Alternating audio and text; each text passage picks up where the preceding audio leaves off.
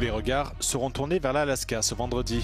Mais pour Donald Trump, sa rencontre avec Vladimir Poutine vise avant tout à en préparer une deuxième qui inclurait Volodymyr Zelensky.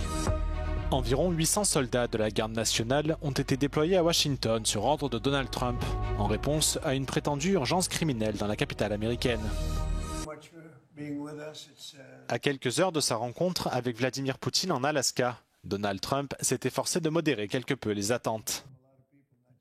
S'il dit espérer une bonne réunion avec son homologue russe, le président américain a laissé entendre jeudi que la discussion aurait pour objectif principal de préparer une deuxième rencontre, qui inclurait le président ukrainien Volodymyr Zelensky et potentiellement un représentant européen.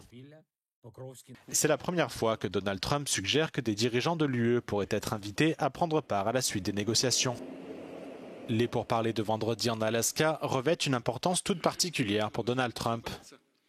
Il pourrait en effet lui permettre de réaliser l'une de ses principales promesses électorales, mettre fin à la guerre en Ukraine, bien que l'échéance de 6 mois qu'il s'était fixée ait déjà été dépassée. Cette semaine, plusieurs dirigeants européens se sont efforcés de faire valoir leurs intérêts en exigeant de prendre part aux négociations, tandis que le président ukrainien Volodymyr Zelensky exhorte Donald Trump à pousser Vladimir Poutine à accepter un cessez-le-feu. La rencontre de vendredi intervient alors que la Russie a effectué mercredi sa plus grande avancée sur le territoire ukrainien en plus d'1 an, s'emparant de près de 110 km² dans l'est du pays.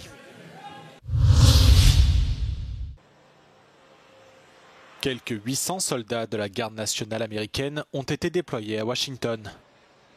Cette mobilisation inédite fait suite à un ordre du président américain Donald Trump, en réponse à une prétendue urgence criminelle dans la capitale fédérale des États-Unis. Une décision qui intervient 2 mois après un déploiement similaire en Californie, et de nouveau contre la volonté des autorités locales. Les statistiques officielles montrent que la criminalité a atteint en 2024 son plus bas niveau depuis plus de 30 ans dans la capitale américaine. Mais prétendant que la ville est envahie par des gangs, Donald Trump avait annoncé lundi le déploiement de la garde nationale, ainsi que la prise en charge par le gouvernement fédéral des services de police de la ville. Donald Trump avait par ailleurs laissé entendre que l'initiative pourrait être reproduite dans d'autres grandes villes du pays, citant notamment plusieurs bastions démocrates.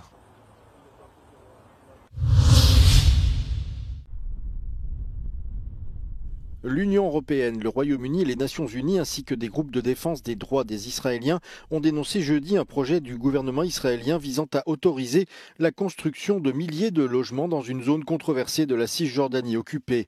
Cette condamnation rapide intervient après que le ministre israélien des Finances, Bezalel Smotrich, a dévoilé le projet de construction de ces logements, affirmant, je cite, qu'il enterrerait l'idée d'un État palestinien.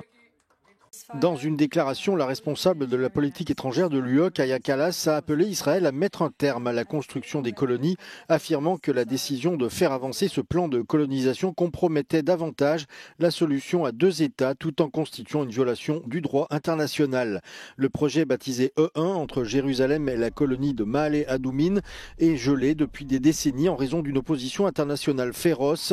Beaucoup craignent en effet que la construction de cette colonie ne coupe effectivement la Cisjordanie de Jérusalem-Est occupée.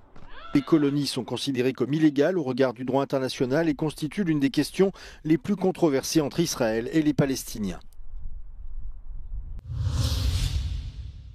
À Genève, le sommet des Nations Unies sur la pollution plastique s'est achevé sans succès. Après 3 ans de négociations, les 184 États réunis ne sont pas parvenus à conclure un accord juridiquement contraignant sur les produits chimiques toxiques utilisés pour la fabrication du plastique. Selon Greenpeace, la résistance des pays producteurs de pétrole et de plastique, comme l'Arabie Saoudite, la Russie et les États-Unis, a été trop forte.